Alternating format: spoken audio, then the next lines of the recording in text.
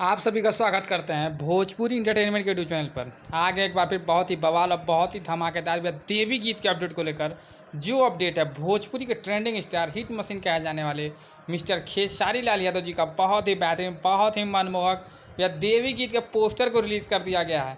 जैसा कि आप सभी लोग स्क्रीन पर देख पा रहे हैं, जिस बेहतरीन और लाजवाब देवी गीत का भैया नाम है लेके थरिया, इस बेहतरीन और लाजवाब गाने को भैया कल ग्लोबल म्यूजिक जंक्शन के ऑफिशियल यूट्यूब चैनल पर रिलीज़ कर दिया जाएगा सुबह 11 बजे। जैसा कि आप सभी लोग पोस्टर में भैया देख पा रहे होंगे।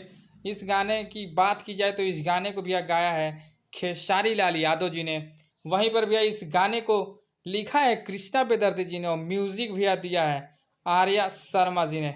वहीं पर भैया इस बेहतरीन और लाजवाब देवी गीत में फीचरिंग करते नजर आ जाएंगी पल्लवी सिंह जी।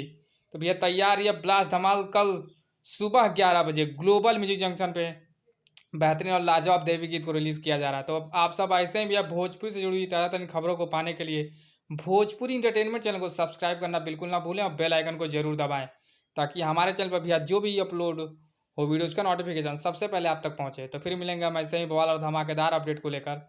तब तक जय हिंद, जय भोजपुरी।